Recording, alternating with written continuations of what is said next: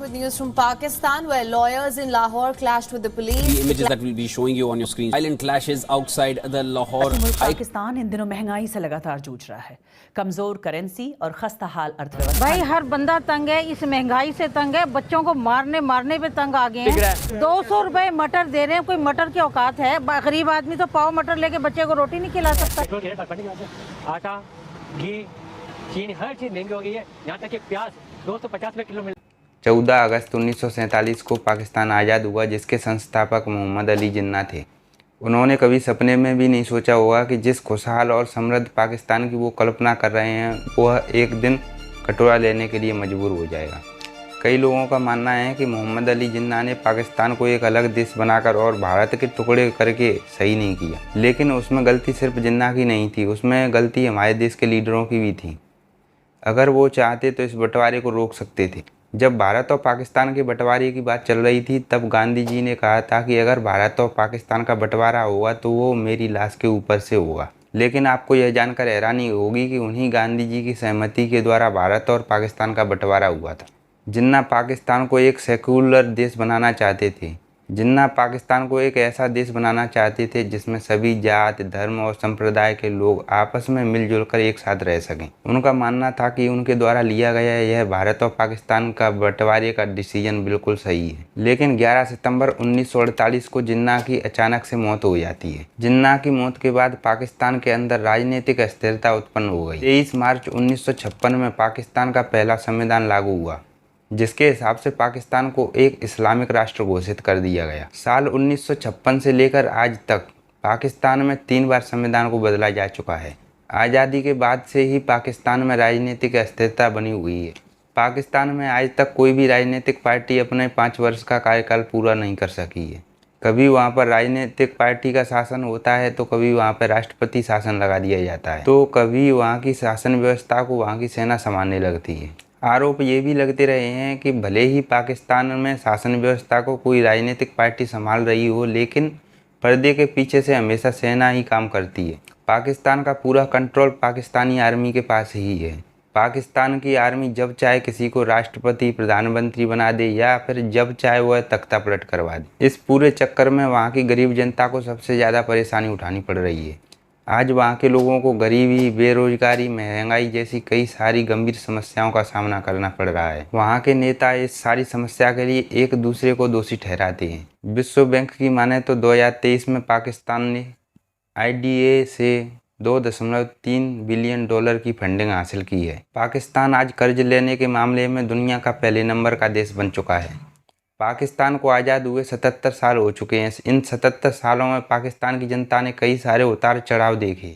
इन 77 सालों में पाकिस्तान में अब तक 3 बार संविधान बदला जा चुका है, 3 बार तख्ता पलट हो चुका है और 30 प्रधानमंत्री बदल चुके हैं, जिसमें अब तक किसी ने 5 वर्ष का कार्यकाल पूरा नहीं किया है। जिसके परिणाम स्वरूप पाकिस्तान और पाकिस्तान के लोगों की हालत इतनी ज़्यादा ख़राब हो चुकी है कि वहाँ पर आज गरीबी और भुखमरी जैसे हालात बन चुके हैं।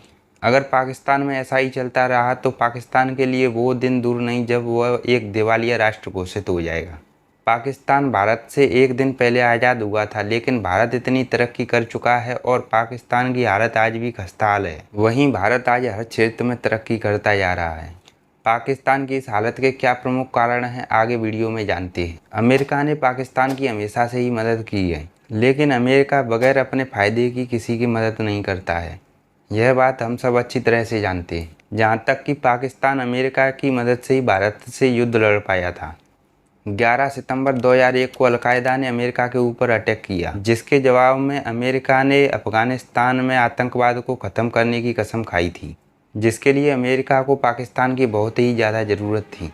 इसीलिए अमेरिका पाकिस्तान की IMF के द्वारा कर्ज देकर मदद करता था। जब अमेरिका अफगानिस्तान से निकल गया तब उसे पाकिस्तान की कोई ज़रूरत नहीं रही और इसी कारण अमेरिका ने IMF के द्वारा पाकिस्तान को मदद देनी बंद कर दी।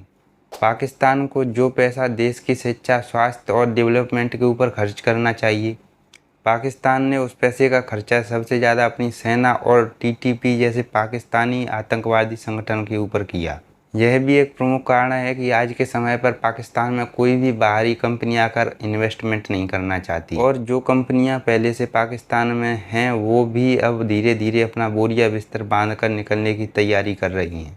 दूसरों को कर्जा देकर अपने कर्ज के जाल में फंसाने वाला चीन भी आज पाकिस्तान में 64 अरब डॉलर का इन्वेस्टमेंट करके फंसता जा रहा है। पाकिस्तान में आज बेरोजगारी, भुखमरी और भ्रष्टाचार एक आम बात बन गई है। जिन नेताओं और राजनीतिक पार्टियों की जिम्मेदारी होती है अपने देश को आगे बढ़ाने की, अपने राष्ट्र को तरक्की की ओर ले जाने की, वही नेता और राजनीतिक पार्टियां आज पाकिस्तान को लूटने में लगे हुए हैं। आज पाकिस्तान की भी वही हालत है जो भारत की एक दशक पहले हुआ करती थी। आज पाकिस्तानी राजनेताओं का एक ही नारा है, सब आओ और मिलकर खाओ। फिर उसके बाद वहाँ की जनता की क्या परेशानी है और उनकी समस्याओं को किस तरह समाप्त किया जा सकता है, इससे किसी को कोई भी मतलब नहीं है। पाकिस्तान की इस हालत का एक प्रमुख कारण वहाँ की इस्लामिक कट्टरता भी है। भारत आज पाकिस्तान से 10 कदम आगे है, जिसके कई सारे कारण हैं। अगर पाकिस्तान के राजनेता और पाकिस्तान के लोग चाहें तो पाकिस्तान के अंदर एक बहुत ही बड़ा बदलाव कर सकते हैं, जिसके लिए सबसे पहले पाकिस्तान के लोगों को संगठित होकर एक बहुमत वाली सरकार चुननी होगी। दूसरी, पाकिस्तान के स्कूल और मदरसों में हमेशा से ही गलत शिक्षा दी जाती है, जो उन्हें आगे चलकर एक गलत रास्ते की तरफ ले जाती है, जिसमें उन्हें सुधार करना होगा। तीसरी और सबसे महत्वपूर्ण बात कि अगर आप भारत से नफरत करते हो तो तुम भारत से नफरत करके उसका कुछ भी नहीं उखाड़ पाओगे। अगर भारत से इसी तरह नफरत करते रहोगे तो आज झोंपड़ी में हो, कल झोंपड़ी से भी निकलकर रास्ते पर आ जाओगे, क्योंकि भारत की जनसंख्या आज लगभग 141 करोड़ के आसपास है और वो सब लोग आपस में मिलजुल कर रहते हैं। इसीलिए पाकिस्तान को भारत से सीख लेनी चाहिए।